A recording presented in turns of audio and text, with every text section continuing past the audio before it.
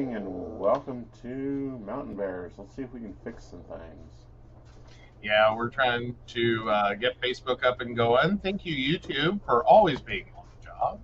We appreciate that. Yeah, we've debated about just going to YouTube. You know, we've talked about it. I know. One of these days, I think we're just going to have to pull the trigger on that one because, good Lord, Facebook. Well, Of course, then again, if we do that, then why do we need... Like, we'd be getting rid of that things if we get rid of co-broadcasting. Yeah, very much so. My camera is crap. Give me a minute. All right, guys. He's trying to come back in and be pretty. There we go. All right, so he's having to clean his camera real quick. Probably the cat decided to nuzzle the daylights out of it because she does enjoy doing that. Hey, Ryan. How are you this evening? We'll just be a few minutes while Aeson gets his camera up and going. So there we go. I see him wiping it down now. Looks a little bit like the power of Christ compels you. The power of Christ compels you. There we go. Yeah. Christ had nothing to do about it. I keep trying to correct you on that, and you keep calling for Mary and Joseph, and they, Bill, they won't show up. It's a thing. It's a thing. Yeah, something about. Ooh, what kind of show we doing tonight? You tilting that camera down, like. Oh, so Ryan, we understand tired as crap. It has been a week for that. It has been a tiring week, although it's been an experimental week. You guys will have to tune in for Psychic that plans to hear about the experiment. Yeah, there's been a few. In here, finding a place for the camera's been hell. Oh, there we go. I think you got it. Maybe we'll see. It dances all around. Anyhow. Oh yeah. No. Yeah, you have to tune into Psychic that plans for the experiment and find out what the experiment is. That's all we're talking about there. Yes. Yes. Can we give him a hint? Sure. I'll be doing less printing. Yes, you will, but you're going to have to do some more printing before we get there. Okay. Yeah, I've got a print job for you tomorrow. Okay. So how has your week been? My week has been a little insane and invasive, like normal. Insane and invasive. We dealt with Super Doc when was that, last week? Or a week before last. Yeah. Then so we were on the road. got his blood work done. I didn't kill anybody. Yeah. Well, you got drained. You definitely got drained with that one. That was 5 tubes. 7. 7? 7. Oh, you got this. You got the super blood. Yes, I always get the super blood work because they have to check this and things that don't really exist and other things that don't really exist. And, come back and tell me, oh, they don't really exist, but we're going to keep you on the medication. And by the way, your cholesterol's up. I've heard that so much in my life at this point. Right. I think the weirdest moment for me was when I actually had a doctor tell me I needed to eat more French fries and that he was now just going to leave the room. Right. Because technically my cholesterol was better than his, but I borked the formula because my good cholesterol is so low. Right. Like, it always raises eyebrows. Like, They see my total cholesterol and it's like, ah! And then you realize the formula has a problem. Right. And once your good cholesterol gets so low, that formula just goes sideways. Yeah. Yeah, it breaks it. It breaks it bad. So yeah, I've had a few doctors over the years we've had to sit down and go through and all right, tell me what's wrong. And then it's like, you just need to bring your good cholesterol up. And it's like, how do I do that? Eat eggs. eat more meat, fat. Like literally everything you'd think you wouldn't tell someone with high cholesterol to do Right. is what I get told to do. So yeah. Right. And I've tried niaspan, the high dose niacin.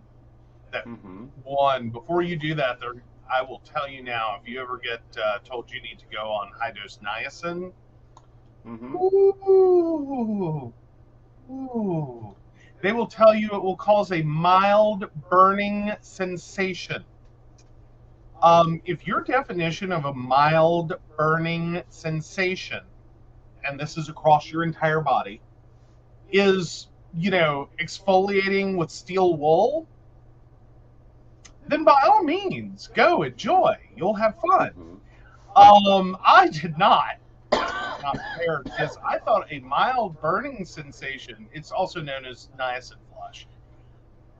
And again, I thought it would be like, I will just feel like I'm blushing. That's okay. No, not what it means. Not what it means. It also means if you sneeze, cough, or heaven help you, have to throw up, you will bust blood vessels in places you've never busted blood vessels before. Like you didn't even know that was possible. Like the first time I sneezed on that medication, it looked like I had been punched in the face. Oh goodness. It was. Let's not do that. I will have women trying to kick my ass and me having to explain you're on a damn new medicine. Oh yeah, no. And the total net effect was my good cholesterol went up like 5. Just 5. Months of this medication, months of blood testing because it's I believe part on your liver, so they have to monitor just in case. But months of blood work, months of the medication, which is not cheap, or it wasn't that, maybe cheaper now. But all of that, and at the end of it, my good cholesterol went up like 5 little markers. See, I just need to feed you grease and salt. No, don't feed me grease and salt. I don't like it. Like, again, I think this is one of those moments we have a standard based on a population that I'm not part of. Like, I think somewhere in my genealogy there's a weird left turn. Right. Because this is recurrent across generations that we all get, told the same thing. And it's like, but it doesn't seem to ever affect us poorly. What actually affects us poorly is everyone trying to fix it. Right. Like, we definitely shouldn't drink. But like, our genealogy tells us this: don't drink. Right. It doesn't end well. Right. But as for like trying to fix our cholesterol, good luck. Right. There's no point. So yeah. Anywho, we have an interesting topic that's been posted to your private that I thought we would talk about first. And yeah, apparently Facebook is not happening. Oh, or Facebook. We're sorry, guys. If you know anyone trying to watch us on Facebook at the moment, if you'll please let them know to come on over. I'm sure I will redirect. Apparently, I have made the Facebook gods mad again. Oh, whatever should I do? What did you do? I don't know. Maybe I paid them too much last week. Oh, no. Yeah, it was interesting watching that hit the account. It was like, bam, bam, bam, bam, bam. It's like, ow. Well, sorry, the ads came through. Hey, like we do with that. I know. They are the cheapest ad company around, but damn, do they charge you by cookies. They do. And they don't group it together. One would have really thought they would group it together. So, yeah. Yay, I has coffee. Yes. Which I found myself doing something, and we'll talk about it in a minute. Okay. You've experienced this. So maybe you can help people understand this. Okay. Someone tried that. I'm going to disappoint you. Thing. And it was over nothing. Like, please, I may be a god, but I am not, totally immersed from anything. Like, I'm not, the Christian God who gets really annoyed if you don't venerate him. Right. So anyhow. Okay. I made the comment, no, honey, you're going to have to try harder. Maybe try before I have coffee. Okay, so what happened? Someone can't do something that they were wanting to do because they have other commitments, and I'm like, your other commitments come first. Okay. And, they're I'm feeling you, I'm feeling everything, and I'm like, no, you're not. Oh, wow. You might want to try harder. You might want to try before coffee. Like, I feel like I'm going to regret saying this, but it sounds like someone needs a nap. Yes. And it ain't me. Right. Huh? And it ain't me. I know, for once. It's so weird. I know. But no, I'm really thinking that I need you to create me a shirt that says try that before coffee. Oh, yes. Oh. Sorry about that, guys. I usually silence that.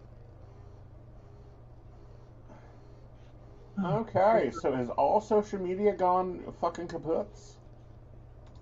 Oh, no. Did we break it? Did you break the internet, honey? Temporary error. Brief lack of connection between service and your social media accounts. Yeah. Okay, yeah, we pay really too much for posting services.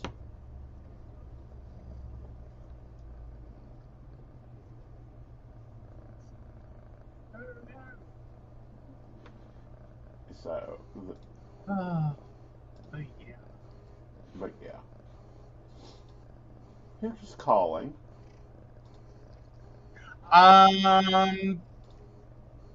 Thinking this is someone trying to become a client. So I don't recognize the name off the top of my head. I suddenly got a lot of likes on this page. Okay. Anyhow, we'll move on. Likes. Remove. Yeah, we will just remove. Like, Meta, get your shit together. Alright. That would be nice. Yeah. Like, we understand you trying to experiment and all that's kind of cute, but I swear if you do an API change, I'm going to lose it. Yeah. Anyhow. So, let's take on the Reddit question that isn't an Are You an Asshole, that isn't a relationship question, but I thought it would be a good one for us to talk about. All right, and this is in R, West Virginia. Trans safety and care. Hiya, so my fiance's father has an idea of us moving to West Virginia instead of him coming to New Jersey. I have my concerns and are looking for more solid answers. How safe is West Virginia for LGBT, especially trans people? How about access to gender care, mostly hormones in this case? I don't want to entirely shoot down the idea, but I know I've seen things about bills against minors under gender-affirming care already, and that does make me question. I suppose how, when, if they'll go after adults in the coming years. Edit location of the place we'd possibly be moving to is in Bluefield. Right. Oh, welcome to the southern of the southern West Virginia. Uh-huh. It is like almost literally the southernmost point of West Virginia. Right. So what's your experience?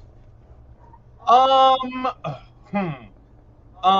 Generally, there's, if you were talking about Charleston, Huntington, Morgantown, Beckley, even, Okay. I might take a moment and be like, well, you might have some larger state concerns, but I don't think they're going to be immediate, Mm-hmm. and I think you'll be okay. Mm-hmm. But boy, you had to go into the coal fields. All right. Don't do it. Yeah. I'm sorry to say that. I really, really am. I'll prop up a little bit by saying, WVU has moved into the Bluefield area, Bluefield and Princeton, and basically into Mercer County, where you would be at. That said, so yeah, that's going to benefit you a little bit in terms of medical, but in terms of the community, oh, child, All right. you really know. Oh, please no. Yeah. Like yeah. I would not call anyone who is LGBT in Southern West Virginia safe. All right. It is a very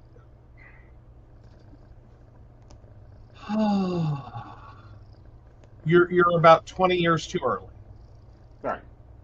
I think 20 years and do it. Do it. It'll be great. It'll be wonderful.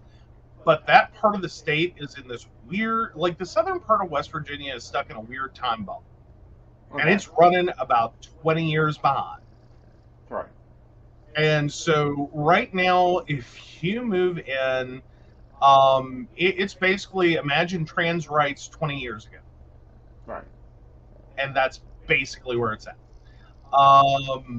Like I just West Virginia as a whole, there's pockets of exception that I would be like, okay, do it, but know that yeah, you may have some serious and legitimate state concerns that you're going to have to pre-plan around as best you can.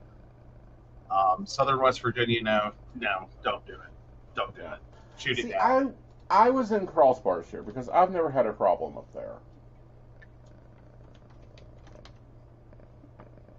I mean, well, you also got to take into consideration, though, you were visiting the area. It gets different when you move in. Okay. And like you're talking about, 5 years, 10 years worth of time.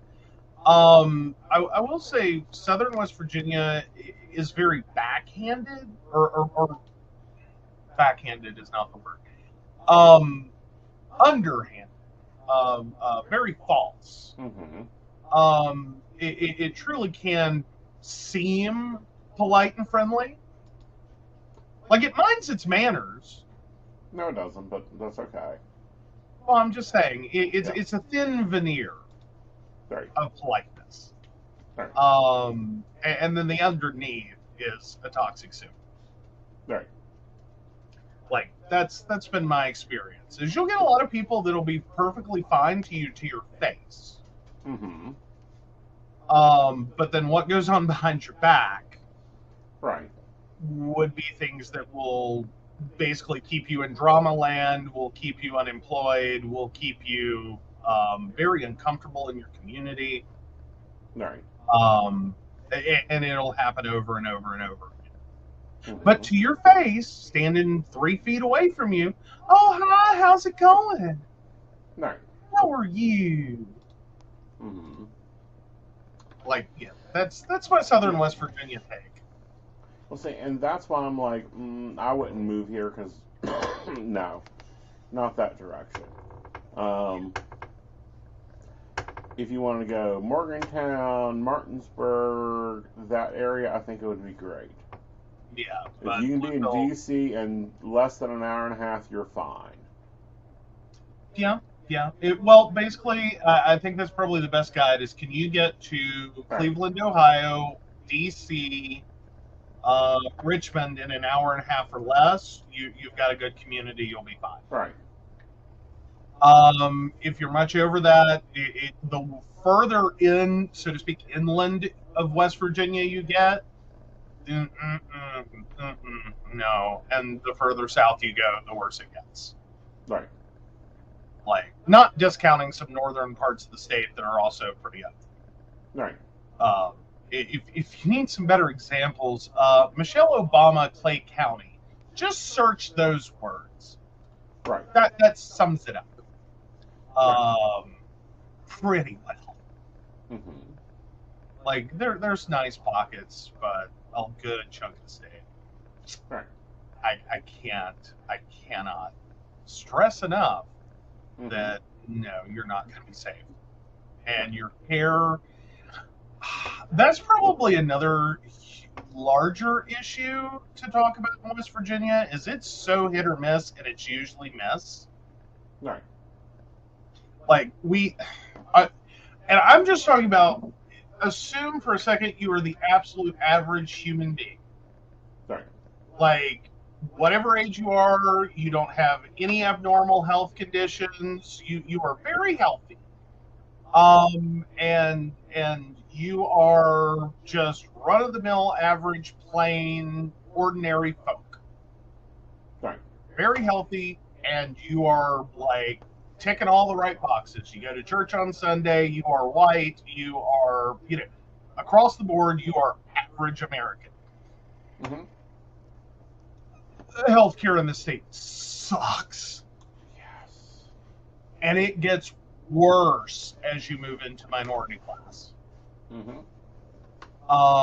And you start running into things like, we love SuperDoc. We love SuperDoc. We will. He earned his title as SuperDoc. Yeah. Give us your contact. We'll gladly send you his information. Hate to tell you, you got to go to the middle of nowhere to go see him, but he's amazing. He will be everything you want and more. He will make your life complete. Truly, he will. And but that is the major exception. And it's still wonky for everything else. Right. Like, if you have to deal with multiple health physicians, and you have to drive, you have to be able to drive in the state for healthcare, if not out of the state for healthcare. Because no, it is no. Sorry, we have tried, we have fought, we have argued. But sorry, my whole point was, even with SuperDoc, we had to sit down and have a little conversation regarding gay men's health, mm-hmm. and that when we ask for STD testing, right, we didn't mean just check us for HIV. Right. Because that's, again, primary care practice, and I understand that this typically, unless you're straight up seeing a healthcare provider that is focused on, like, gay men's healthcare, trans healthcare, lesbian healthcare, you don't always get a provider that's really in touch with that, because, like, straight healthcare, no one's getting tested until it burns when they pee. Right. Or they show up in a non-lucid state in an ER. Right. Like, that's, like, straight. That is the biggest difference, though, and I have to point that out. And that's across the world. Some states do it better than others. Some areas do it, like some major metropolitans do it better than others. But you're moving to rural West Virginia, because most of it's rural. We barely qualify as having cities. Your doctor, like, your mileage will vary a little, but normally your doctor in West Virginia is going to be so used to straight healthcare, and the first rule of straight healthcare is we don't talk about STDs. Right. Because no one in straight healthcare talks about STDs until someone cheats. Yeah, and see, that's the difference, I think. And this is okay. Let's kind of go into this.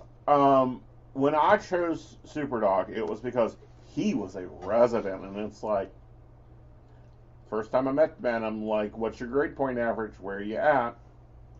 Oh, blah blah, and he didn't give me a bluff. He doesn't pull any bullshit. He doesn't send me to. He already knows that I do not do scientific experiments. Like, you bring medicine from 20 years ago, we'll discuss it. Well, yeah, and not like, and he's not the type to sit there. I'm sure he gladly accepts some, salads and trips and whatever, a pharmacy rep wants to swing by and drop those off, but I don't think it changes his prescribing. No, not at all. Like he's, and more importantly, he does. It's so weird. We joke about it. We've joked with him so bad about, the veterinary clinic is after 5 p.m. Uh-huh. Like, I'm on the table now. You're gonna have a steer up here later, aren't you? Same table, same equipment. I know it. I know it. I just know it. Well, we've debated on his chickens. Of course, I still think we need to find him a rooster for the next time we go see him. Oh yes, he's very fun. He has chickens. He is a chicken farmer. Yeah. And I think that's more of the full time and not the part time. Yeah, I think he had like 500 in a flock this last time and lost them in the winter. It was kind of sad. Yeah. But no, we like our super dog. He does as well. But we had to educate him. But I expected that. Like I'm not one of those that go, doctors are deities and you have to worship the white coat. No, honey. I've seen what that white coat can do. It can get covered in bleach and cleaned out just as well as anybody else's. But even in major, so to speak, major cities, or at least cities, you would expect more regarding gay men's health care. Nope. Yeah. And no, we're still teaching straight health care. Especially for doctors educated in West Virginia, they are being taught by people that only know straight healthcare. Right. As it seems, I mean, the fact that in 2019, 2019, somewhere around there, we had to sit down and explain that that's cute. That's not gay men's healthcare. Right. Like, you cannot do that. You're going to end up with problems. Right. Like, we need to break your brain and retrain it, because, and I wasn't prepared. I have to safely say I wasn't prepared. Like, I was used to North Carolina and being in Greensboro, and like there's Triad Health Project and there's the county health department and there's all these resources, and like, boom, you walk in, I'm a gay man, they're like, okay, what are we doing today? Like, I'm assuming it's going to involve a blood test. Or two, maybe a scraping or two. Like, I would get a panel of results. And so the first time we did that there, we got a result. one test. Well, technically 2 tests, but one result. It was HIV-1, HIV-2. And it's like, oh, sweetheart, no. Like, thank you. I'm glad you did the testing. Thank you. That was great. We need to talk about what that means. Right. But we didn't even have... Now remember, before SuperDoc, there was IdoDoc. And IdoDoc was fired for poor performance of behavior. Well, and I give SuperDoc credit because at least we felt comfortable talking to him about testing. That's the other thing in West Virginia is you're not going to find a safe space. Yeah. Where you're going to find a lot of physicians you're just not going to feel comfortable with. No. Because it's like, what planet are you from? Because it is not mine. Well, see, and thinking about it, even if they're going to go to Bluefield, they're going to get sent up to Cabell Huntington for health care. Mostly, yeah. Yeah. And that's a drive. It is. It's a very large drive. Well, and then the other. Oh, sorry, I dropped out. There we go. I think I'm back. It is. But it's going to be drive, and again, that's a big part of the problem with healthcare in West Virginia. Right. Is we have a very low median income. I don't know if that affects you. I don't know if you're moving to West Virginia and you already have work that you can do from home, or you're going to set up your own business. I don't know what your plan is. Or if you're just looking to get a job. We have a very low standard of living. And most of our healthcare requires driving hours, plural, multiple, to get above standard or above healthcare. Like, you want substandard healthcare, you can drive down the street. Right. And here's the thing, is you have to almost interview and deal with each practitioner alone. Yeah. You can't regulate them by groups, because I don't know how many I fired at least 3 dermatologists. Yeah. Well, I'm technically on my 3rd dermatologist this year, technically. Right. And we had to go see Super Doc because the first dermatologist was unavailable. Right. When I had a dermatological emergency called an abscess. Mm-hmm. So, yeah. Yeah, they were too busy filing their nails. Yeah. And I mean that in terms of could not return a phone call at all whatsoever. Still to this day have not returned that phone call. So, yes. And there's also a general rule, and I have this for all of healthcare because I figured it out in North Carolina. I've carried it with me to West Virginia. It is especially true here. Mm-hmm. There have been some minor exceptions, but they're always on the bad side. So the rule is you either have a great physician and a horrible staff, or you have a great staff and a horrible physician. Rarely do you find the happy place of great physician, great staff. More commonly and more frequently, you find the really bad combo. Right. Which is bad physician, horrible staff. Right. So, just to keep in mind, I've seen a lot of that here. Yeah. So, yeah, there are a lot of people that are living long, full, happy lives that do not even have a primary care in the state of West Virginia. Right. And that is how they're living long, full, happy lives. Right. Just to let you know. Mm-hmm. Oh, so Shannon says, had to take mine to Cincinnati. Cincinnati, no more driving, please. Ooh, gotta bake cookies for tomorrow. Ooh, yes, please. We'll take cookies. Yes, cookies can be delivered between the hours of 5 and 9. Yes. PM or AM? Doesn't matter. 5 and 9. Doesn't. 5 to 9. You can deliver cookies. Yes. Yeah. We prefer chocolate-based ones. Yeah. But no, if you're trans and looking at West Virginia, I know the stats will throw you. We have a higher trans per capita. We are the trans capital. You'd think it'd be better. We are the trans capital of America. Mm-hmm. It's not. It's where our population density is so low, right, that we just kind of fell into being the trans capital.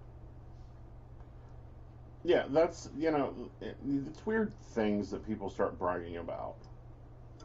Basically, I think it was 5 people came for like a rafting trip. Mm-hmm. That were trans, and they went, this was cool, let's move here, and blew the numbers. Mm-hmm. Like, seriously, our population density is low. It right. wouldn't take much. Right. Like, a rafting trip could have made us the capital. All right. Just saying. So this is a question I thought I'd throw at you. You'd have fun with it. There's a meme circling around that says when twinks turn 26, their daddies take them out back and shoot them. It's just a joke, but is there any truth to this? Do twinks become less valuable at 26?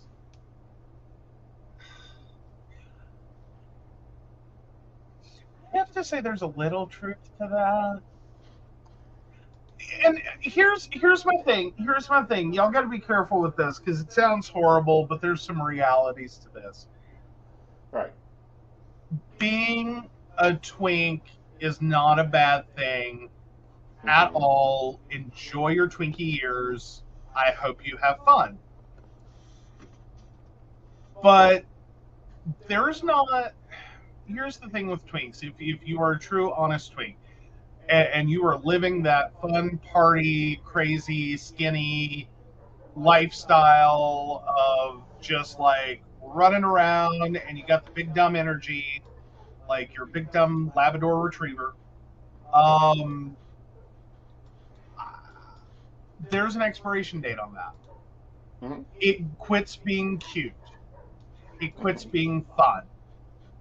Both for you and for everyone around you. Because once you start moving towards your 30s, it quits being fun and cute. Right. And starts becoming sad and tragic. And what typically happens is as you move into your 30s, if you try to like lock on to I'm a twink, I'm a twink, I'm a twink, I'm not gonna give it up. You become bitter. I've never seen a twink over 30 that is not a bitter person. Because they are trying to hold on to a past and a glory day that just, it's gone, buddy. Like, you need to evolve. Like, your body needs you to evolve because you are doing damage. Right. Trying to screw around till 4 a.m. and then get up and go to work at like 7 and like go to bars every night and do the whole cute Twinkie I don't eat thing. Like, I live off of air and sunshine and alcohol. Alcohol's very nutritious. No. Yes. It's also very hard on the body. Yeah, and I'll give you a correction. It isn't in your 30s. It's about 38 that it becomes an issue. You know, you get through twink phase, you move into dad bod phase, and then around 38 is when it becomes the issue. Well, but I think what I'm talking about are the people that really try to hold in there. That, like, the body's done gone. You know what I mean? Like, like, the twink body is starting to go. Like, all the years of abuse and, like, partying and not getting enough sleep and drinking and like all of it starting to wear you down. Like, you don't have the resources anymore in your body to support this. Like, and your metabolism is starting to slow down. Right. So you're having to do worse things to keep that skinny little body and hold on to your twinkiness.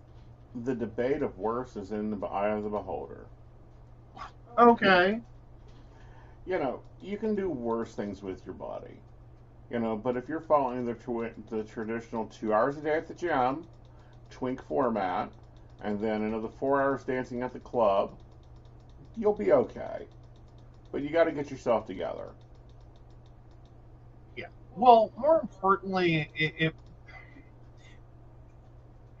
you're going to start getting a lot more rejection because you're not a baby anymore. Right. Twinks are cute because they're young. And they're entertaining because they're young. You know what I mean? Like, you transpose what's cute on an 18-year-old or a 22-year-old or a 24-year-old onto, like, a 40-year-old grown-ass man. It's like, no, you're an irresponsible fuck-up. Right. That's what it looks like. Like, you know, you're not cute anymore because you're acting like an idiot. Now it's no, you need to grow up. Like Yeah. Neverland is rejecting you. You have to leave. Right. Like you can't be a boy forever. Well, you can move from being a boy to, you know, there's progression, and you know, there's this big debate on when do cubs become bears, and it has nothing to do with weight. It has to do with when they're willing to grow the hell up. Sometimes.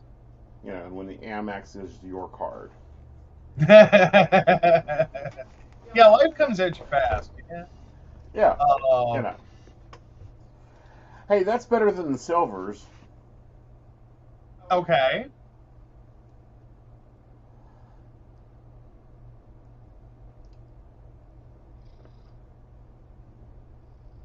Okay. So, when do you become a silver bear? Well, you become a silver bear when your hair goes gray and your credit score goes above 800. Not necessarily. Okay. I mean, I think you can choose whether or not to be a silver bear. Okay. I truly do. I think, or a silver daddy, either Uh-huh. one. I think there are some who, like, I don't know. I've met people that are in the daddy category, Mm-hmm. and they're silver, but they're not there yet. Like, they're not. No, Mm-hmm. they're still daddy land. Yeah. Like, they're not slowing down at all. Because there's a little bit of slowing down with silver. It, and it Mm. has nothing to do with sex and sexuality exactly. Right. It's that typically when you start talking about like silver daddies or silver bears, usually they start becoming a little more nurturing. Mm-hmm. Like they move out of daddy Mm-hmm. and move more into grandpa. Yeah. You know, they're a little more permissive, but they're also a little more nurturing, and it balances itself out. Yeah. But I've seen many that just confirmed daddy bear, Yep. confirmed daddy, Yep. just not going to nurturing, Yep.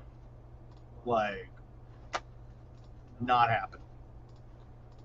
Well, and I think it comes with time. It's like some just go out of the game completely, and it's like we're gonna have a problem. Okay. We're Well, I dealing mean with a that's already cult. technically happened once before. Mm-hmm. Like we're the generation that didn't have excuse me, that did not have silvers and barely had daddies. And Like did you not want to have talk about the platinums. well, talk about the fuck up of the word daddy. I think it truly started generationally when Mm-hmm. we came of age, because there was a whole population swath that was killed by HIV. Right. Before we knew what HIV was, Right. and so like there was still the interest in like daddy, Mm-hmm. um, but there was no one really to fill the void. Right. So a lot of people that were maybe just a year older or even a couple of years younger Yeah. started having to pick up and become daddy, um, Yeah. to fill that. Yeah. I remember the first time someone called me a daddy bear. I was like, no, Oh no! no, nope. I don't think so. Did you make it out of 20 though? Did you make it No, to 20 before someone did it? no. Yeah, yeah. Yeah. I was like, oh, maybe 22, Mm-hmm. and I about decked this dude. 19. The first time someone called me daddy, I was 19. They were like 5 years older than me. And I was like, the hell is wrong with you? Mm-hmm. Like, first of all, trauma. Second of all, trauma. Third of all, what? I was not ready. Like, I'm sorry, if you're going to call someone daddy for the first time, I think they need an email first. An Like, email? No, they need roses delivered with chocolates and good coffee, and not in the bedroom. oh, like, how many layers of trauma do you want to fuck with on me? Deliver roses? Really? Yes. Oof. I Oof. would take lovely bunches of black roses. I prefer the Asterians, or you can get me the black and red roses, and I prefer those too. You have my florist on speed dial. Yeah. But, and the thing is, and it's probably less of an issue now, I will say. Mm-hmm. We didn't have good prep for what that meant. No. I really don't think we did. And as I come to realize later, it really truly is a term of endearment. Mm-hmm. And it's not really a commentary on age. It's a commentary on personality. Right. Like, you are in control. I feel safe with you. You know, it's kind of a profession. Right. And has nothing to do with being old. Yeah. Maybe an old soul, as the phrase goes, but not necessarily with being. True, but I think we're going to run into a problem. Okay. And I think that we're going to have a generation that doesn't know how to fucking deal with it. Is we're going to have platinum bears. Mm-hmm. For the first Active time in a platinum while. bears. For the first time in a while. Yeah. Like, it's been a minute. Uh-huh. That aren't so traumatized they can't function. Right. Because it's not like no one survived the 80s and 90s and his, you know what I mean? It's like no one survived. It's not like that. It was more so that those who did were so shell-shocked. Right. Like, they shut down. Right. They had so much loss and pain. Right. They just couldn't even. Right. To borrow a phrase of the decades, they just couldn't even begin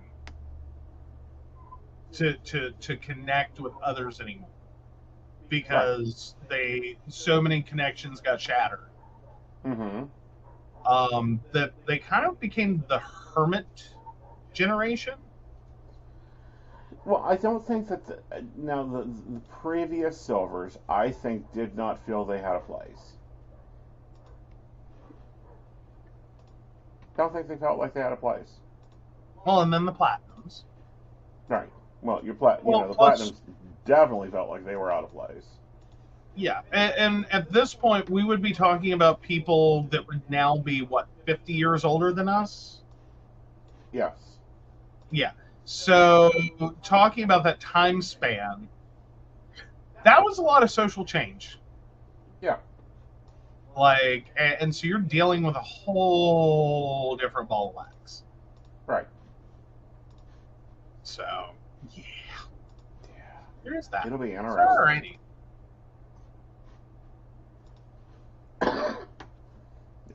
It will be interesting. It will. So you have a fun story to talk about. We'll talk about that, and then we'll do the Are You an Asshole? All right. So Monroe County Sheriff arrested in relation to child pornography investigation. This is out of Monroe County, West Virginia. The sheriff of Monroe County was arrested in relation to a child pornography investigation Friday. According to West Virginia State Police, an investigation was opened into the Monroe County deputy sheriff for allegedly soliciting nude photos from a minor. Throughout the investigation into the deputy, it was discovered that the Monroe County sheriff, Jeffrey Jones, interfered in the investigation. Jones allegedly deceived the Monroe County Civil Service Commission during the hiring process of the deputy under investigation. He reportedly also did not file a referral with the West Virginia Department of Health and Human Resources. He also failed to comply with a lawfully issued subpoena. So the special prosecutor on the case instructed warrants to be issued for Jones' arrest. On September 15th, 2023, Jeffrey Jones was arrested and charged with failure to report as a mandated reporter, obstructing and deceiving proper standing to County Civil Service Commission. He was arraigned in the Monroe County Magistrate Court system before being released on a $1,000 personal recognizance bond. And that is from WBOY. So, yeah, that's the WBOY reporting. That's a hot mess. Well, it's a hot mess, but it's a confusing hot mess. Like, he wasn't in the case, so he was playing the old boys club. Basically, he was trying to protect. Mm-hmm. Basically, he was inserting himself, probably trying to keep this deputy employed. I'm gonna go out on a limb and say it's someone that, because this is beyond like professional courtesy. It sounds like. Mm-hmm. This sounds like you have a close friendship, or like almost sort of like a near, like, literal relationship, like brother-in-law, cousin, something. And you are trying to prop this dude up, and he just basically dragged you under the bus with it. Right. Like, you went too far, you overstepped, like your nepotism just cost you a job. Right. Or at least put you in a very bad light. I don't know that it's going to cost him his job. We've seen worse survive better. Right. So, yeah. So welcome to West Virginia. Mm-hmm. Well, let's hop over to Kentucky for some breaking news. Oh, fun. Kim Davis, Kentucky County Clerk, who denied gay couple... Oh, come on, man. Denied gay couple marriage license must pay them $100,000. A former Kentucky County Clerk must pay $100,000 to a gay couple she denied a marriage license, a federal jury decided on Thursday. Kim Davis, formerly the Rowan County Clerk, attracted international attention when she refused to issue the license after the Supreme Court legalized same-sex marriage in 2015, landing her in jail on a contempt of court charge for 5 days. Following jury deliberations, Davis was ordered to pay $50,000 each to David Ermold and David Moore, according to Davis's lawyers. My clients couldn't be happier, Michael Gartland of Delgado Law Group, who represented the couple, told USA Today. Another couple behind a second lawsuit against Davis were not awarded any money. I was actually shocked that they got nothing. Literally shocked, Gartland said. I guess the only thing I can say, it's got to be that the jury saw it differently. Reached for comment, Liberty Counsel, the law firm representing Davis, referred USA Today to a press release in which lawyer Matt Staver said, "We look forward to appealing this decision and taking this case to the United States Supreme Court." The Supreme Court already declined to take up an appeal from Davis in the case in 2020, but Justice Clarence Thomas wrote on behalf of himself and Justice Samuel Alito that he believed it was a stark reminder of the consequences of the Supreme Court's legalization of gay marriage in June 2015. Quote, "My guess is the case goes on for another year or 2 years," said Gartland. "I will be seeking to collect the judgment against her unless she pulls it off, and that might include a lawsuit against her counsel." Good. Yeah. So U.S. District Judge David Bunning ruled last year that Davis had violated both couples' constitutional rights under the 14th Amendment and the Supreme Court's decision to legalize gay marriage in Obergefell v. Hodges, the Louisville Courier-Journal, part of the USA Today network, reported. In his ruling, Bunning wrote that Davis cannot use her own constitutional rights as a shield to violate the constitutional rights of others while performing her duties as an elected official. Davis drew praise from conservative and Christian figures when she went to jail rather than issue licenses to gay couples, citing her religious belief that marriage is between a man and a woman. So, all right, I think we're good there. The rest just seems like background, and the whole point is you fucked around and you found out. Well, there's that, but I was going to say the real point there is the problem that presents itself, that an elected official working in a or any government job holder, right, trying to pull their personal beliefs as a shield while working in the capacity that involves the constitutional rights of another, as in every taxpayer, every resident, every person in that area, that becomes a very strong problem.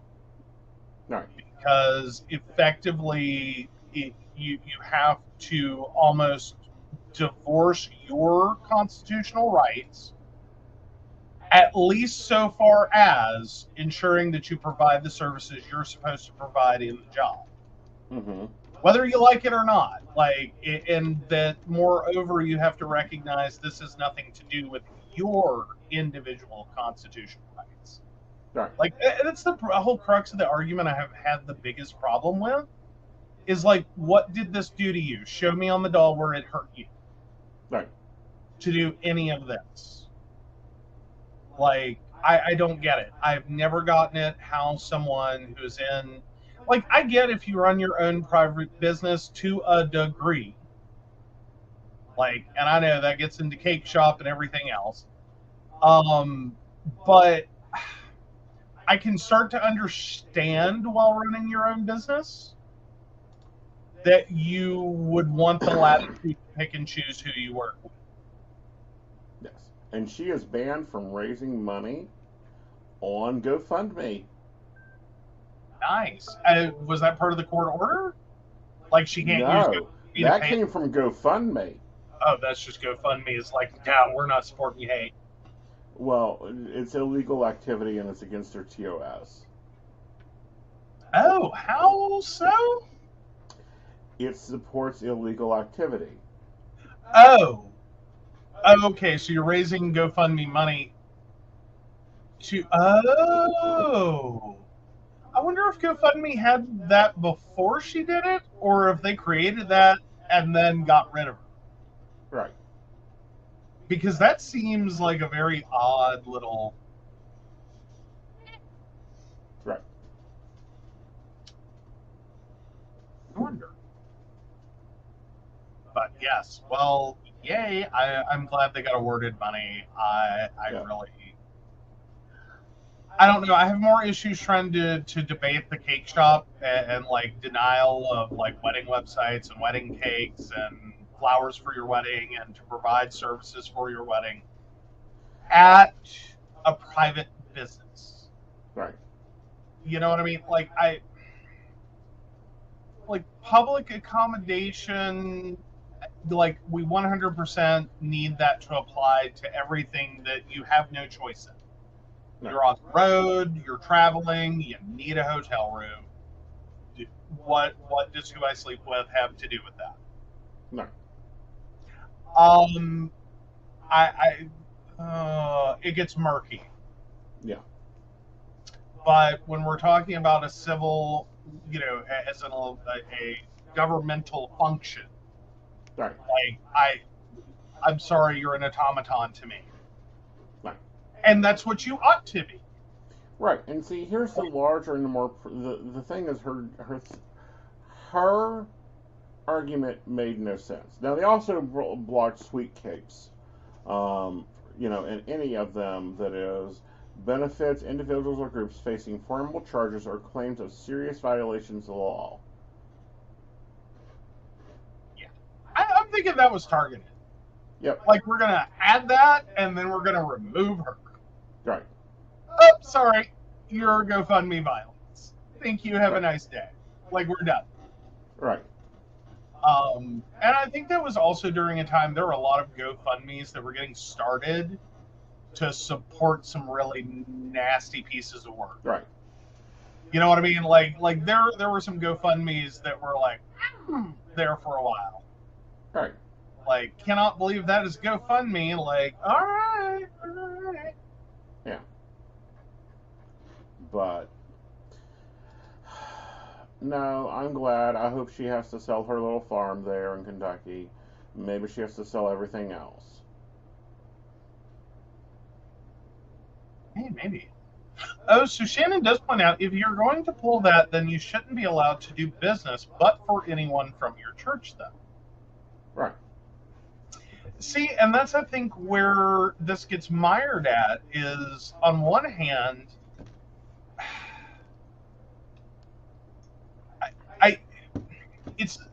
I keep sitting at the, it's not that I don't understand the argument, I just struggle to see how providing a professional service Mm-hmm. in any way means you have to attach so much of yourself. Like you're providing a service, there is an attachment there. Mm-hmm. But I've never quite understood how people get so involved. Well, see, this with is their where thinking. I've been at for a while with this. And a lot of people, especially LGBT, don't like this. Let them. But they have to be public with it. Oh yeah. Well, see, I'm not even there. Like, we don't need any more hate and bigotry bullshit in the world. And to me, that sounds like putting whites only. That's it. That's the whole point. Is let them. I know, but like the trouble with like the whites only colored bathroom thing was it went far beyond like the separation and the acknowledgement of, oh God, we're in separate but equal. It also was just this constant reminder, you're not good enough. Right.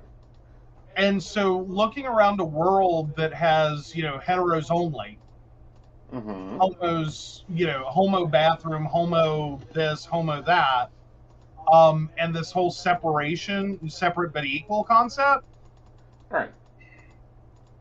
that in and of itself Right. is detrimental and harmful to people. And I get that. I understand that point of view. However, this is the other side of that point of view that I think would be really interesting to play out. Okay. Let a business post that, they do not serve these people. They have to post it. Like, post it or it gets fined. One of the two. Okay. And then watch what happens to the business. In some instances, I almost think it's going to help in the culture that we're in. Because there is this weird reflexive tendency that we've started into of supporting bigoted business. I think it's more so supporting the hype of bigoted businesses. I mean, it's like that restaurant that we covered that blew up. And, it closed. Right, but that was because it was in a community that was not welcoming. I'm saying that there are a lot of our baby gays, not out gays, not even sure they're gonna be gays. Right. That would then grow up in a world that just constantly tells them and informs them with signage while supporting an environment of hate. Right. And the long-term effects of that on a human being, I don't think it's worth it. I think it's a disaster waiting to happen. That but we're going to end up with a lot of... adults in crisis when they are trying to reconcile their sexuality and their upbringing and their worldview. Well, and I get that, but how likely, I'm going to pick on Shannon since she's commentary. How likely is it to Shannon to go to a bakery to order a birthday cake when she sees that it isn't going to support the child? Or to buy donuts or coffee at that location? Well, I'm sure there are people who will choose that, but I'm sure there are some people or that will, understand that and go, why should I support a business that doesn't support other people, like Live, Laugh, Love? But I still struggle I know. with the idea Mm-hmm. that we would plaster a world in that, because to me, it's only going to create a further environment of hate. Right. Well, they're saying that, they have a deeply held religious view. Fine, publish it. Put it on your signs. Put it on all, but it has to be on all your marketing. Every bit of it. Your ads in the church bulletin board, your ads on the high school, your ads everywhere. Well, fair enough. I struggle with it. I know. I'm trying to envision it. And I just feel like I would personally feel like I'm living in a world that just constantly reminds me I'm a second-class citizen. At least here in West Virginia, because I already have some of that when I drive past businesses that, apropos of nothing, have to throw in, scripture and Jesus loves you and and it's like, okay, I'm not welcome here. That's what I got from that.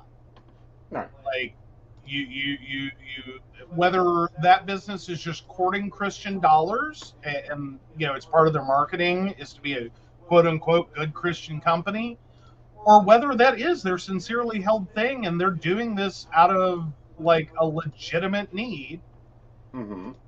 within themselves to spread the good news. To me, it's like the debate over the "In God We Trust" on the back of police cars. Right. Like, I'm sorry, that car rolls up. I'm just sitting here going, "Well, I'm fucked." Well, Like, it I better rolls up, hope and I'm I'm always fighting going, which one? I mean, are we dealing with the Loki cop? Are we dealing with, a cop that believes in Beth, and we're going to have fun trying to figure out where to put his litter box? Well, but more than like but then there also introduces the alternative peer pressure situation in which someone puts this like on the back of a police car, for instance, and they don't even care. Right. They just got peer pressured into it. Everyone else did it, so I guess I have to too. Don't want to be the odd duck out because I don't have time for that. Right. So go along to get along, and then gets caught up into a thing. Mm-hmm. That like they don't even care about. Mm-hmm. I pose it as the argument there has got to be at least one officer out there that is driving around with "In God We Trust" on the back of their patrol car that could care less who you go, whether you go to church, if you go to church, if what whatever, don't care, totally cool dude. That now, unfortunately, has alienated himself from parts of the community who see that on the back of the patrol car and, like I'm saying, is standing there taking one look at it going, well, I'm fucked unless I'm fighting another heathen. Right. Like, if whatever situation puts us equal, then we have a shot or we're both screwed. At least it's equal. On that kind of footing, like, neither one of us is better than the other. But if I'm up against someone going, I'm a good Christian woman, then I'm screwed. Because I can't even talk it, walk it. I can't even pretend Right. long enough to like, I can't do it. No. Well, and that's my whole point of, in God we trust. Which one? Can we have a little bit more definition? Yeah. Well, and then Brenda says open for business does not mean open to some. Yeah. And Shannon points out, my kid told me she would rather me order something on Amazon than ever get it from Hobby Lobby, if that tells you how my family views that shit. Exactly. That's what I'm saying. Yeah. Like, Hobby Lobby is stained. Like, we make them lose money every time we deal with them. Just for the sheer hate of it. Here's my screwed up, and this is from too many episodes of Law and Order. Uh-huh. I will safely say that. This is from too many episodes of, like, Law and Order, and there's, like, made-for-TV movies about, like, the abduction of kids who were then locked in a basement and all that shit. Mm-hmm. And, like, somewhere in the story is, like, the child predator, like, has, like, a birthday party for the kid. Mm-hmm. And it's, like, really creepy, crazy. Those kind of scenes inspired this. How many of the I won't bake a cake for a gay couple bakeries care whether someone ordering a birthday cake is a straight up legitimate parent ordering a cake for their legitimate kid, or there's some creepy pedophile with some child locked in a basement that they're taking that cake to? Yeah. No one thought about it. No one cared about it. No one, like, you're a person buying a cake. Why would I assume from the beginning that you're some creepy, horrible predator doing horrible things to children? But if you don't care about that, and that's like fucking nasty illegal, then why do you care that two consenting adults in a relationship are of the same gender and are getting married legally under the law? Yeah.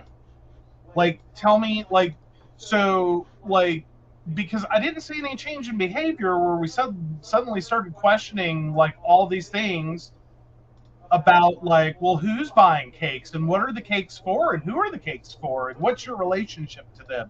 And is this illegal? Is this against my moral beliefs? Like, because I would think there would be a fair number of things. Like, I don't see florists. And I don't know how you'd stay a florist if you got upset about the fact that you have an address for the wife and an address for the mistress. And if you do that, I will tell you, you're a sloppy cheater. You never use the same florist. Well, but let's assume for a second that inadvertently you use a florist for your mistress that just so happens someone at your church works at. I don't know many florist businesses that would be very happy with an employee that goes and tells the wife of someone they know, oh, interesting thing, your husband sent flowers to a different woman. I'm pretty sure that's an employee that gets fired real quick. Yep. Because it happens every day. Right. Like, tale as old as time. Most jewelers have stories about sending the same, identical bracelet or whatever, article of jewelry, to two addresses. Like dealing with a wife and a mistress. Right. But again, I didn't see a lot of, this is something that's been going on for eons. But moreover, if you're going to be outraged about that shit. Like, you are supporting adultery. It is in the top 10. Right. It is in the top 10. Yeah. Like, if you're going to be mad about gay weddings. Right. Which are in the Bible. It's off about the top 10 and how your business supports that. Yeah. And about being invested in your sincerely held religious belief enough to question, what the hell are you doing? Right. Like, who is this for? Are you married to them? What's the nature of this, gift? What's the nature of this cake? Who are you giving it to? What is it for? Right. If you're that sincerely invested in your religious belief, that I would start to like, okay, all right, I can follow. But we didn't see that. It became a single issue problem. Right. And like, oh, we don't mind if we're sending, flowers to your mistress. We don't mind if we're sending cakes to some kidnapped, kid. Right. Like, we're cool with that. But that's what I'm saying. Is if you're going to run a moral, because there's this whole debate in the spiritual community about running a spiritual business and running a business. Okay. And which one that psychics and other people that work in metaphysics are doing. Are you running a business or are you running a spiritual business? Because... Well, let's define terms. What's the difference? Well, a spiritual business means like, all right, you can come over and we'll have a reading, but we ain't talking about you cheating with somebody because that's against my religious viewpoints. Or not wanting to read for couples that don't equal. That type of baloney. Okay. Okay. Then you have those that, are like, no, reading's $35. Like, I don't care who you are, the reading is $35. Right. I don't care what the situation is. The prayer service is $85. Yeah. Well, or more to the point, I offer a service as a business. Right. I'm open and welcoming, even if I sit there and go, oh, you're despicable as a human being. I don't think you're going to last as a couple. You're fucking, wow. You're doing all kinds of stuff I don't appreciate. Right. But I'll do your reading. Yeah. And I'll be respectful and, treat you with business professionalism, even though after you leave, I'm going to kind of go, ugh. Yeah. At the fact that I just read for you. Right. No, I think that's and that gets into and this was a debate I got into years ago. Because someone started talking about business ethics. Mm-hmm. But everything they brought up, I was sitting there reading going, that's not business ethics. Right. That's personal ethics. Yes. And I basically went off on a tirade. Mm-hmm. Side note thing you need to understand about this situation, I used to work for an ethics professor. Right. We had amazing conversations about ethics and the difference between personal ethics and business ethics because I didn't understand initially and she was more an educator. So we had amazing conversations. I have this.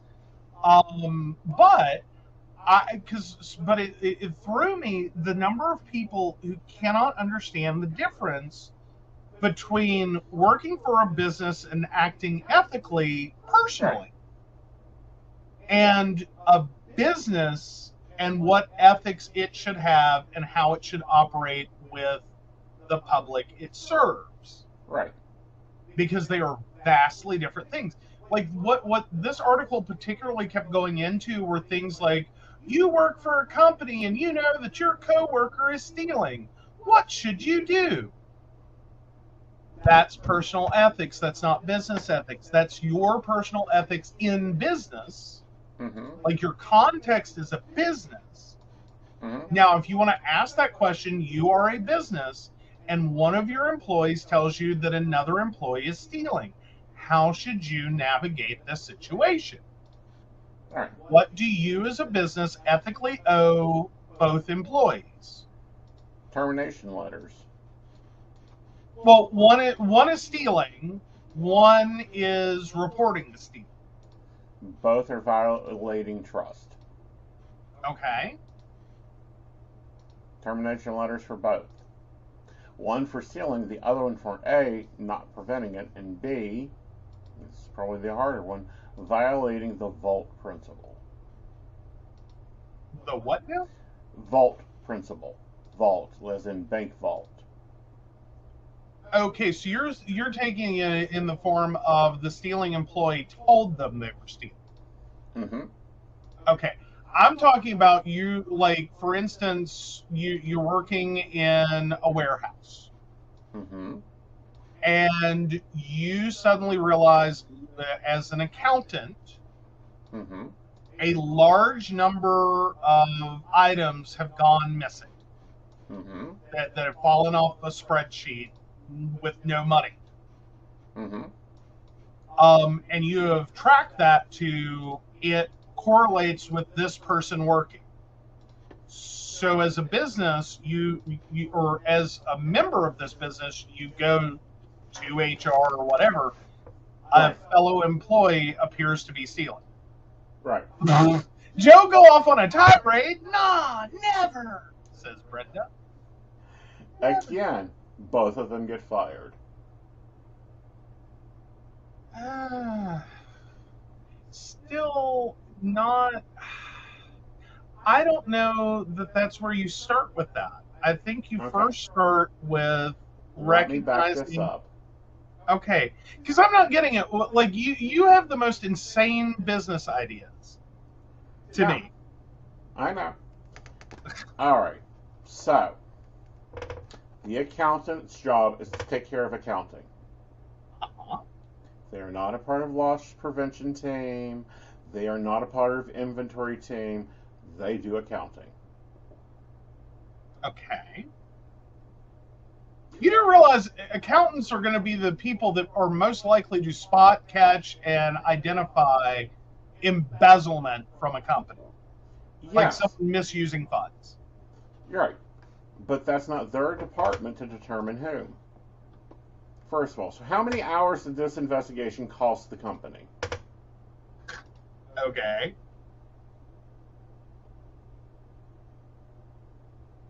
We're going to say it was a very easily spottable fraud. It was part of their normal job duties that they saw the pattern. They maybe spent an extra hour matching it up to timesheets. Mm-hmm. Which is also not part of their department because if they're keeping inventory, they're not going to be doing my payroll.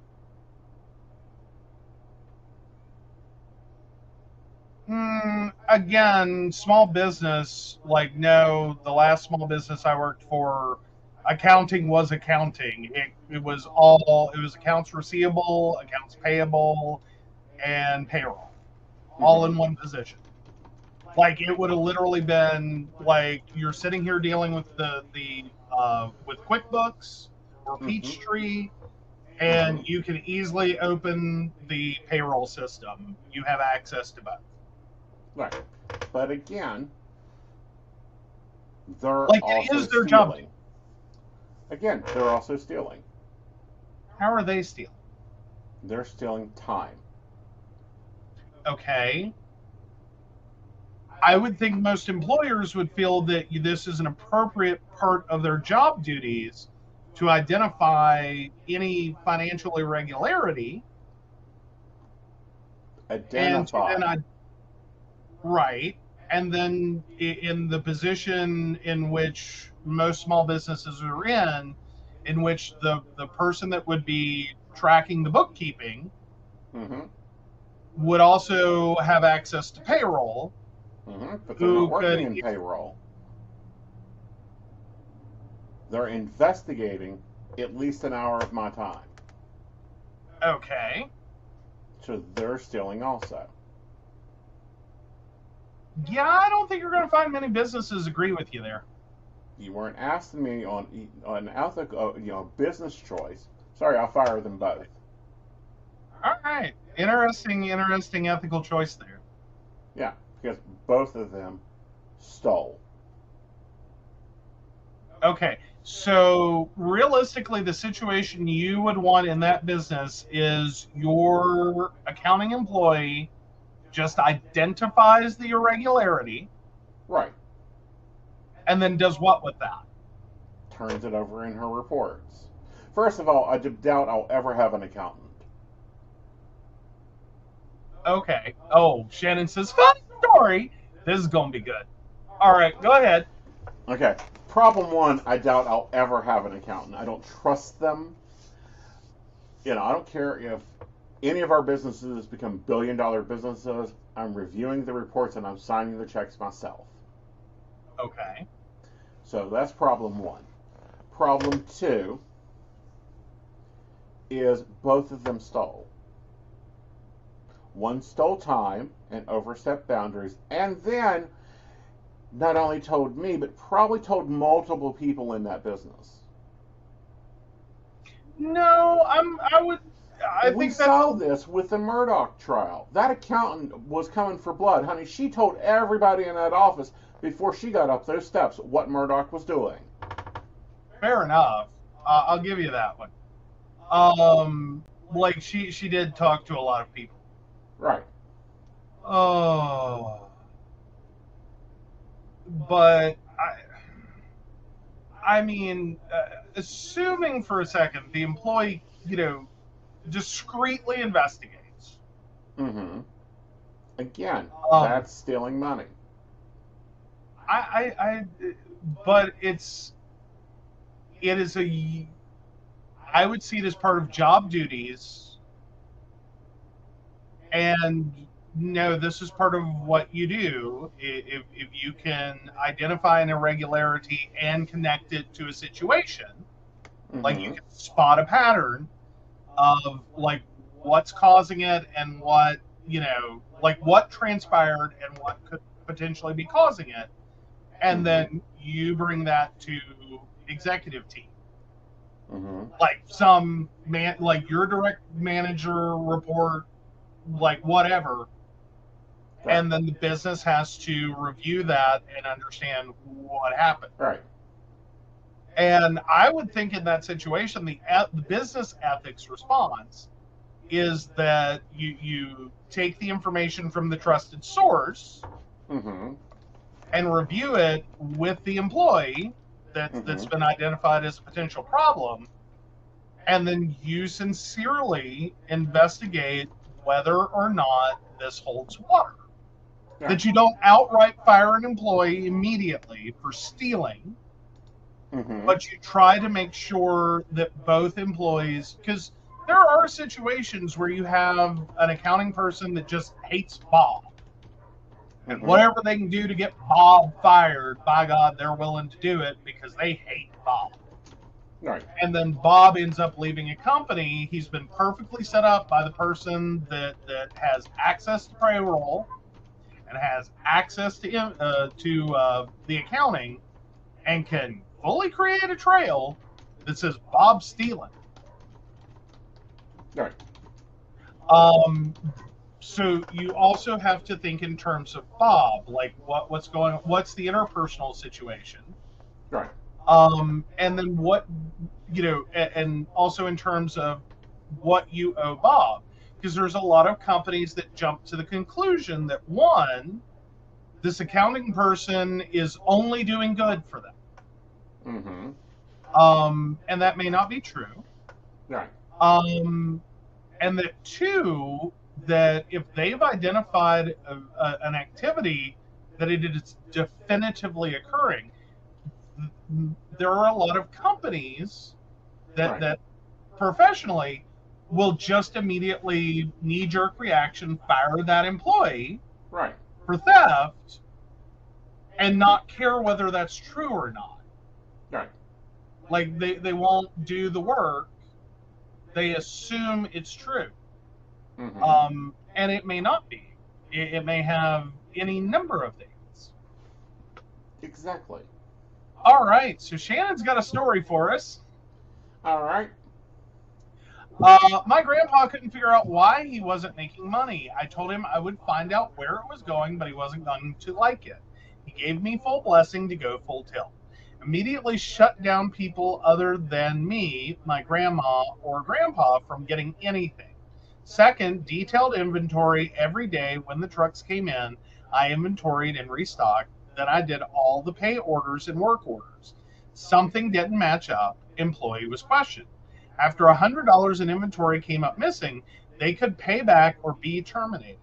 Their choice. Most everyone, with one exception, paid it back. That one exception was my uncle. He lost/misplaced $30,000 in equipment in 2 weeks. I found out he was pawning or selling shit and using company accounts to get stuff for himself. So he was given a choice to repay the deductibles and increases on insurance I'd gotten to save my grandpa money, or he was fired. Mm-hmm.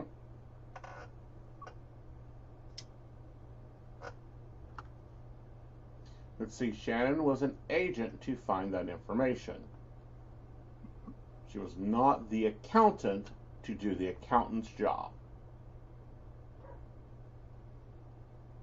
Okay. I still can't say I fully follow that one. Okay. I still think it's part of the accounting position. Right.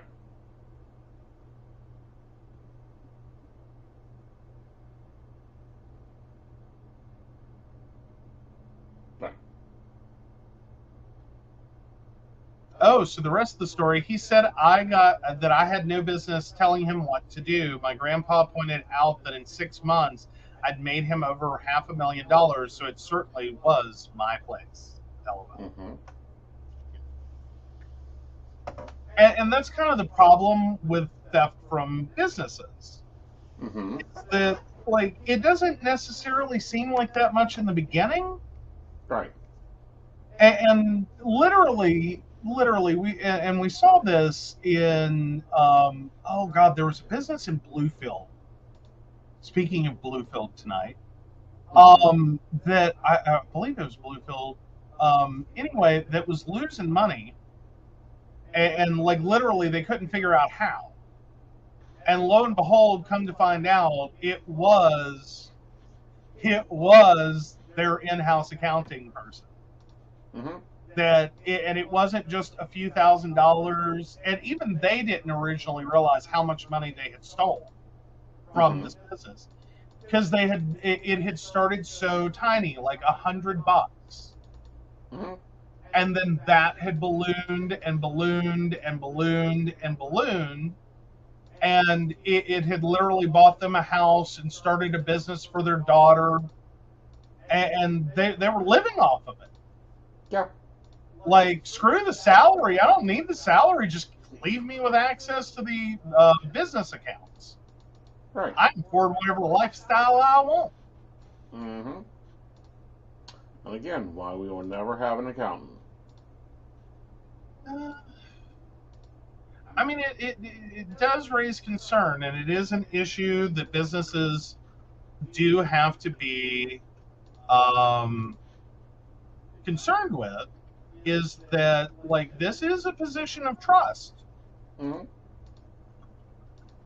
And see, that's the point about they violating the vault. Yeah, so, all right. So, actually, I have the story real quick. Okay. I'm dropping it in private chat. So this is from 2019. Woman in cupcake-related embezzlement scheme sentenced to 41 months in prison. A former office manager for a Bluefield business was sentenced to 41 months in federal prison for an embezzlement scheme and related tax felony charges, the United States Attorney for the Southern District of West Virginia announced Tuesday. Rosanna Combs, 67, of Bluefield, previously pleaded guilty to executing a decade-long wire fraud scheme where she embezzled more than $969,000 from her employer, Cole Truck Parts, according to United States Attorney Mike Stewart. She also pleaded guilty to a related tax offense. As part of the plea, Combs agreed to pay restitution in the amount of $969,316.68 to Cole Truck Parts and $64,330.10 to the Internal Revenue Service. The Internal Revenue Service, Criminal Investigations, and the Bluefield Police Department conducted the investigation. Unbelievable. Combs embezzled almost $1 million from her employer, Stewart said. As a result of the great work of law enforcement, her employer will receive restitution and Combs is going to prison. At her plea hearing, Combs admitted that from about January 1st, 2007 through mid 2017, as the office manager at Cold Truck Parts, she defrauded her employer by writing checks to herself and to another person and disguising those checks by making false entries into the company's accounts. She further agreed that she made false statements on her tax returns for numerous years by not reporting that income. Former Assistant United States Attorney Meredith Thomas and Assistant United States Attorney Timothy D. Bogus handled the prosecution. Senior United States District Judge David A. Faber imposed the sentence. So in previous reports to the Bluefield Daily Telegraph, Detective K.L. Adams of the Bluefield Police Department said in his reports that Combs issued checks totaling more than $54,000 to her daughter, Jessica Combs Johnson, during a 1.5-year period. Jessica Johnson opened a bakery, Cupcake Kisses, along Athens Road near Princeton in October 2016. Like, that was the case where my head exploded.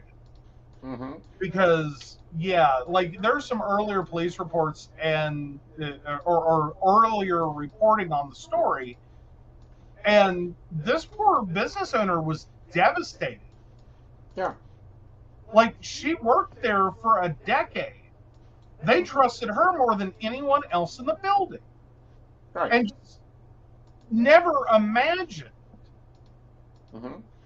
that she would do anything but good. Well, and I'm sure the florist that, was doing flowers at the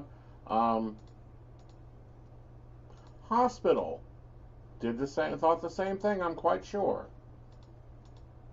I'm sorry, what now? Don't you remember when you were in trouble for the floristry? For not playing that one florist? No. As part of the hospital volunteer organization, we sold flowers that were basically, the florist delivered them on consignment, essentially. And so what would happen was they would stock this florist case once a week, and then effectively, like, whatever was left got trashed, obviously, because after a week the flowers are dead. And then we had to pay for the sales we made what their wholesale cost was.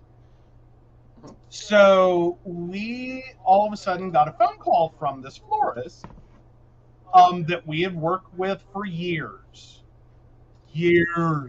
Like, we're talking probably 2-3 decades at this point.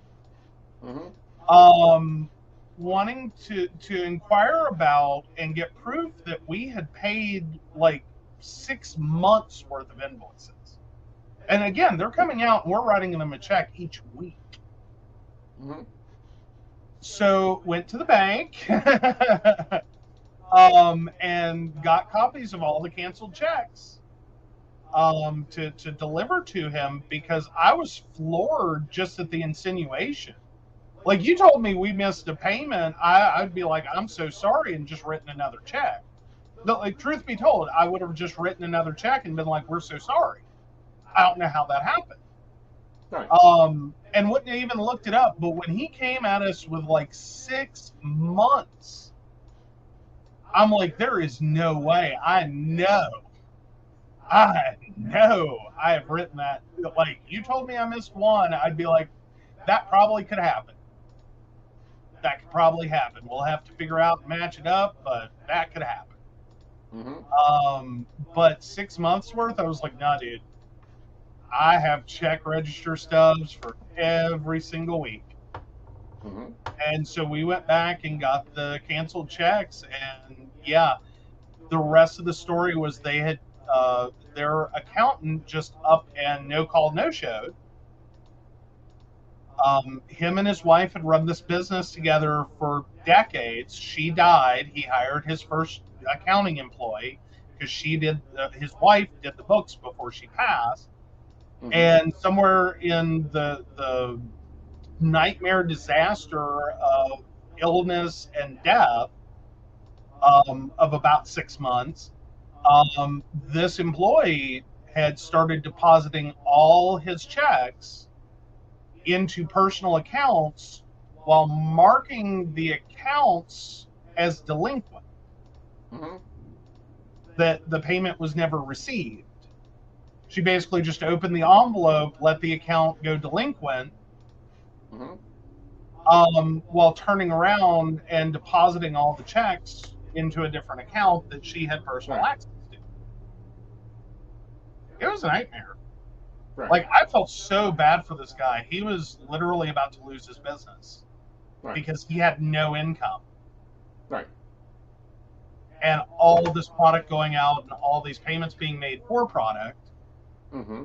and literally no income if anyone paid by a check. Right.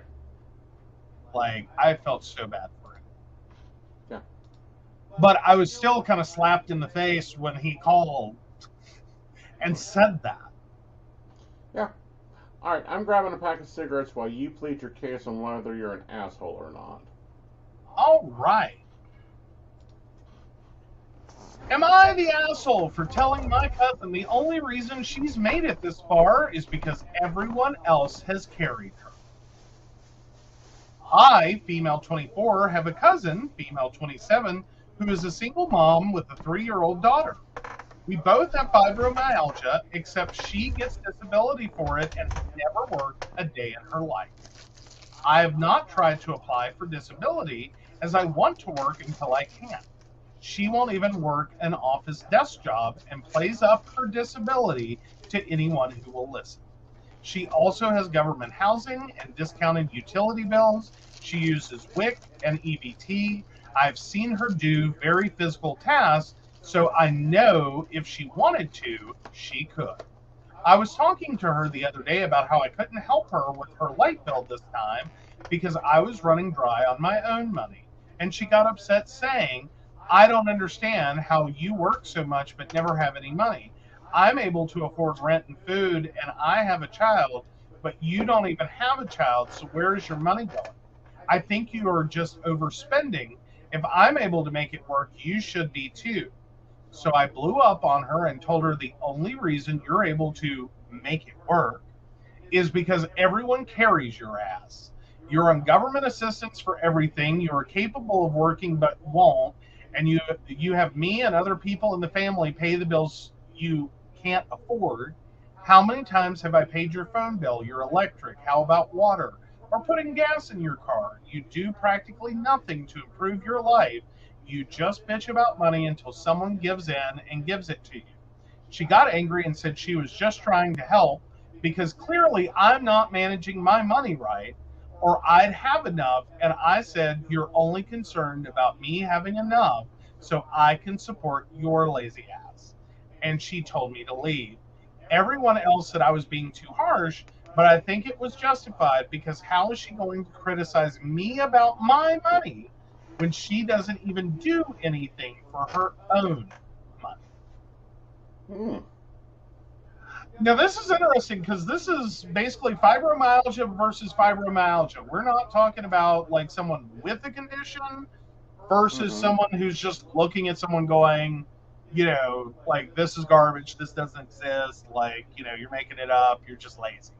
This is someone with the same condition looking at someone else with the same condition. So I wanted to make a little point of that. Right. But I'm interested. Where are you at with this one? Are they the asshole? Is everyone shitty here? Not the asshole? Where are you at? Ooh. I ain't gonna like me. I don't know. I can go probably any direction on this one because there's some valid points being made, and then there's some like below the belt hits. Like, Well, see, here's the problem. okay. Okay. Yes, there are some below the belt hits. However, they're justified hits. And what I mean by that is there's none of her business where the OP spends her money Okay. or what's done with that money. She hasn't met any of the the 5 Fs. Yeah. So none yet is her business. Okay. And for the sister to insert herself and say, well, you're just not managing it right. Let me manage your money. No. Or let me tell you how to manage your money. Exactly. So you can help me. Right. Yeah, I have a problem with that. Yeah, here's the thing though. I think I have to break it down into two different parts. Okay. Because here's my problem with some of the things being said. Yes, you both have fibromyalgia. Mm-hmm. And I can understand that you think as a fellow sufferer that you know what her experience is. Right. I don't necessarily think that's fair, though. I think that is a situation where it is really hard to tell how someone else feels and what someone else is capable of on any given day at any given moment, right, regardless of whether you have the same condition or not. Right. Like, I don't think that matters. Right. Like, I think it's great for OP that these are the choices you've made and have been able to make. But I don't think that you get to assume that she also could do the same. Right. Like, that's my hit below the belt number one. Right. My hit is, what's her opinion of her finances? Yeah, I have a lot of problems with both sides of it.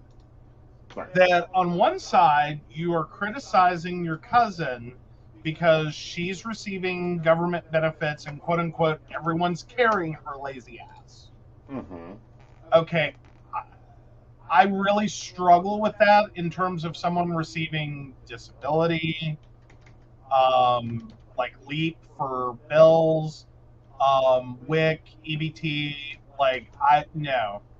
Yeah. I'm sorry, she has a diagnosed medical condition. You have no idea how bad she's doing. You don't get to criticize that. Right. You do not get to criticize her receiving government assistance ever. True. Like, is where I'm at on point one. Now, point two, the idea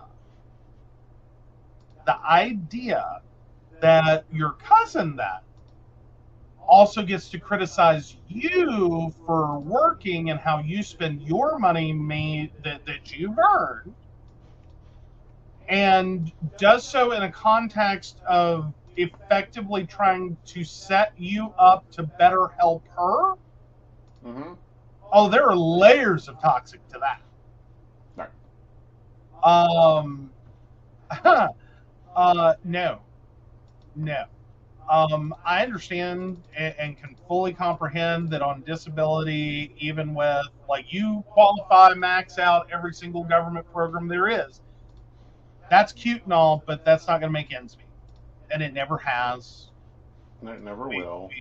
And probably never will until we wake up one day and go, why? Why do we feel the need to punish people who are already sick, injured, hurt, and are just trying to survive? Right. Because that's what this typically addresses. Yeah. With disability are people who are sick, injured, hurt, and you're literally just, you're not even handing them enough money to get by. You're handing them enough money to think about there being hope of getting by. But it just never does it.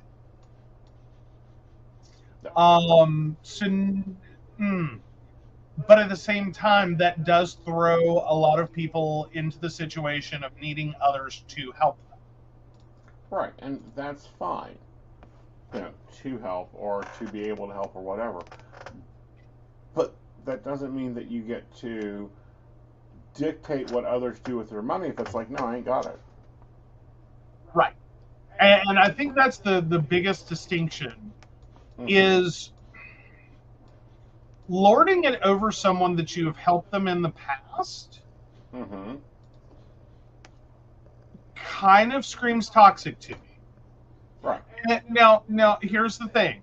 One, I have a firm belief you like put your mask on and help yourself before you help others. Like, it works on airplanes and keeps people alive. It also works in personal life and keeps yourself alive. You can't help others from a place of deficiency. Right. But here's the problem, though. Is I think OP needs to learn a complete sentence and use it more often. No. Yes. Very much no. No is a good sentence. Very, very good sentence. Moreover, I think it does come from learning that you can't help others from a place of deficiency. Right. And it sounds like OP has done that repeatedly. I don't have enough to take care of myself, because this is what I find. When people start, typically there's only two reasons people throw back in your face everything they've ever done to you. There's two reasons. One, they're a horribly toxic, narcissistic bastard. I don't think that applies here. Option two is you actually are a very kind, empathetic, caring human being, but you've been helping someone when you didn't have enough for yourself. Right. And so you did it because it made you feel good, but you paid for it in terms of your own comfort and safety. So the minute that it starts to feel like there's an expectation, or that someone's criticizing you for not being able to help or refusing to help or for the help that you've given, you take it hard emotionally. Because, wait a minute, I did without lunches. I did without this so that you can pay your light bill. I did without this, and I didn't do this, and I didn't go here so you could put gas in the car. And this is why I really have a strong attachment to the idea. Please make sure you're taking care of yourself before you try to help others. I feel bad for people. I do. I understand it. I've gotten in this trap. And I will say your cousin does sound, unfortunately, like what we have talked about on the show before, a black hole human. And this has nothing to do with being disabled. This has nothing to do with her fibromyalgia. This is an actual feature of her that has nothing to do with any of that. It doesn't have to do with she's on, disability or that she's receiving WIC. None of that. This is not a commentary on people who receive those things or qualify under those programs. This is about her specifically. She is a black hole human. And what I mean by that is that she is a consumer of epic proportions. And there is no amount of help that fixes it. You at best put a temporary band-aid on it and stop the immediate bleeding. But functionally, as a financial being, they are hemorrhaging money. And it is out of control. Right. That realistically, they are in a position where you can't help them enough. Right. And moreover, the more you help, the deeper you get, and the more you get pulled into that black hole with them. Right. Where you're no longer able to pay your bills or do the things you want, and your life is miserable, and you resent them because you know that's where your money's going. Right. That's my black hole theory. Right. So, yeah, I'm going to go... I kind of hate doing it, but with some of the things that were said, I got to go with everyone's shitty here. Okay. Well, the poll is up so everyone can vote on that on Aeson and Knight's YouTube page. And commentary. Brenda says, when you pay my bills and support me, then you can question me about my finances. Agreed. Absolutely. All right, so moving right along. Moving right along. In the chariot, let's go over to relationship advice. All right. Oh, polyamory says accidental cheating. Okay, I don't know if this is cheating, but I myself feel like I cheated on my partners. I am a non-binary who has a very low sex drive. All my partners know this, but I'm also kinky and practice some scenes with my partners. Most of my relationships are online, only 2 of which are in real life. I had voiced to my partners I will not have sexual relations with people unless I get really close with them. My most recent partner, T, is one of those in real life partners. We've had a relationship multiple times, but now that we both practice ethical non-monogamy, it is going stable. We've recently done a scene, and I told my partner after it happened. My partner and I planned a future with has broken up with me due to it. Oh, my partner that I planned a future with has broken up with me due to it. They said I cheated, and I feel I did, though I had communicated that I would have sexual relations once in a blue moon. I had forgotten to inform them what was going on beforehand. The scene was only planned an hour beforehand. We were in a place that we couldn't get data. Is this cheating? I don't know if it is. I'm a bit new to this. I have moderate experience with ethical non-monogamy. Take it away. I don't feel it's cheating.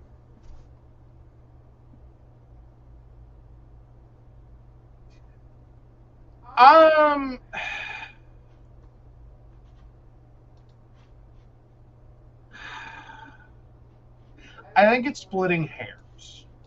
Right. Like, I think it's an emotional reaction to something that you felt like you couldn't have, that this partner felt they couldn't have with you, that someone else got with them. Right. Which is, and I don't cheating, think it really it's matters. jealousy. Yeah. Well, like, I'm basically at, I don't think there was a version of this that was going to not end up where it is. I think this just was a shorter mental gymnastic for them to get to cheating. Like, follow me through on that one.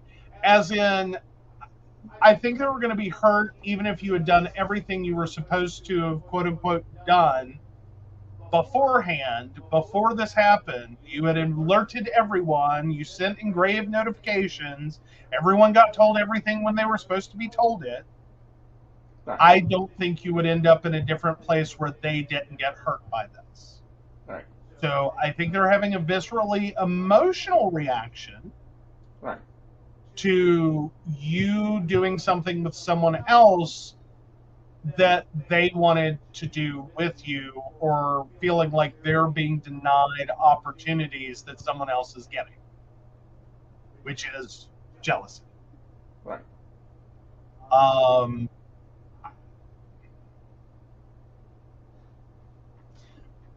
I think this also starts to border into the territory of how far can agreements go. Right. And I think there's limits. I think there's limits. I think there is a lot of understandable situations. And then there's what's called shit happens. Yeah. Yeah. Well, I think definitely the partner that has broken up with you over this was definitely not a compersion partner. Nope.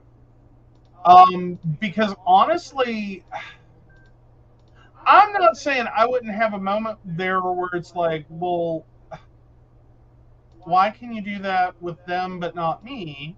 I think that's part of the normal process, and you have to open yourself up to that. Right. But I think there's a secondary part of me that's also gonna know that, like, you don't, like, you have clearly communicated this is like a random lightning strike Right. event for you to be sexually active. Right. So I would think that I would just get excited Right. by the fact that this occurred for you, because it sounds like this causes you a lot of emotional pain. Right. That you are low sex drive most of the time. Right. And that you're not interested, you're not there. And it sounds like you have a lot of pain attached to that.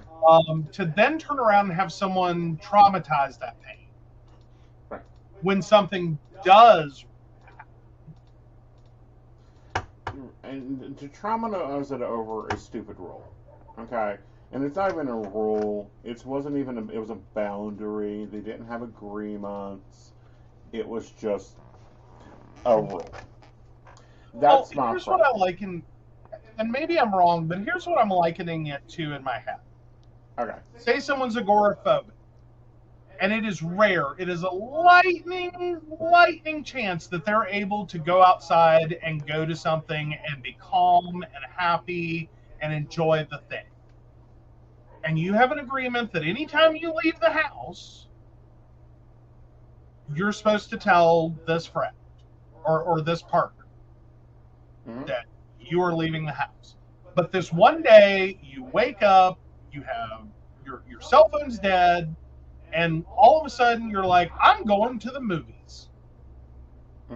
And you go to the movies, you see this really great film, you have a wonderful time and a wonderful experience, and then you come home and you get yelled at because your phone being dead that prevented you from calling them to tell them you were going out, they're now screaming at you about. Right. Okay, but this person's agoraphobic. I don't care that I didn't get a phone call. If it's me and I'm the person you're supposed to call when you leave the house,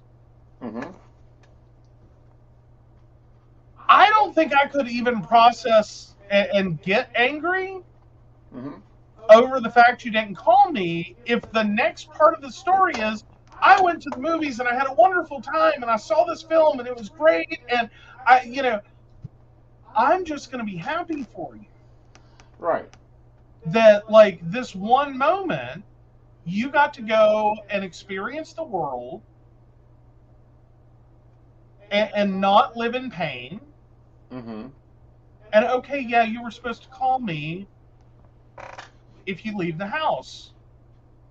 I think I'm going to be like, you know what? Not the most important part of this. Right. Like, annoying, but not the most important part. Well, and see, this would be my thing. Okay, my thing would be this. Did you enjoy yourself? Did you want to do the same? Okay, cool.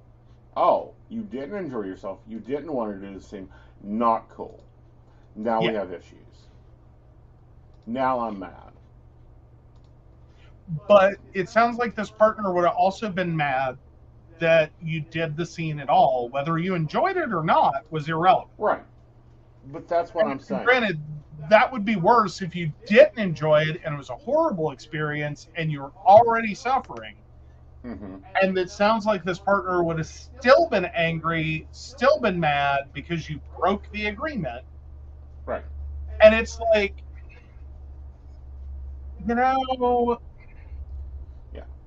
But, there's other factors to consider here. You're in the woods with no cell phone signal. That happens. Where in West Virginia, you can walk down the street and not have cell phone signal. True. Okay. Cheating would have been if they had not told the partner about it, in my opinion. That's one. Cheating would have been two if they had done the scene and didn't want to do the same but done it under peer pressure. That would be cheating. Those would be issues I would have. The one this partner is having and supposedly breaking up with them over, no. Yeah. No. I'm with you there. Like, this just I wish you better partners. Yes. Shop out. Stop shopping the clearance aisle. You need a specific type of something, so go to a specialty store. Well, and I think this is a moment where you really have to stop and look at the situation. Mm-hmm. And if you want to find gratitude for something, it's going to be that you no longer have a partner that is this ugly towards you. Right. As part of your relationships. And it's sad. I know that's heartbreaking, and we get really attached to people, especially when, like you said, you're planning a future with them. Mm-hmm. I totally get that. I Right. think when you have some time and distance from it, you're going to see this as a good thing. Right. So keep happy shopping, but Yes. be happy this one got returned. All right, guys, we hope you've enjoyed the show. It's been a little longer tonight. And yes, we're going to be probably dealing with some Facebook issues apparently. So everyone, make sure you do the subscribey things. We would love some reactionary things. You know, like the podcast. That would be great. That helps share, YouTube. Comment, subscribe. Yes, all of that fun stuff. All right. And so poll results. you do this while I get those. All right. So of course, oh well, shoot, I forgot to pull it up. So of course we want to thank Beverly Walker, Mika G, Kathy, Mary Winfield, Brenda, Shannon C, Shannon D, Lady Gwendolyn, Charles Shaw, Tracy Van, Caitlin Bell, and Devin. If you'd like to learn more about us, the show, or how you too can become a Patreon sponsor and receive all the wonderful benefits our baristas receive, please visit us at pcspnetwork.com. All right, and with that, you're not the asshole. We will see you guys Sunday evening. I will be taking calls all week. We will not be able to make it down to Pagan Pride in Charleston, which I'm assuming that Dark Huntress was hinting at. We hope that they have a safe time, Yes. but we will be here. And get some cupcakes. Yes, and cookies. Oh, cookies. Sorry. I have cupcakes on the brain. That's because you're at dessert in the fridge. Yeah, Cool. The Invisible got cupcakes for us. Oh, we really have cupcakes? Yes. Very cool. Very cool. I'm very surprised. I did not know. Yep. Like, I really didn't know. Yep. All right, guys. We'll see you later. Bye, y'all. Night. Bye.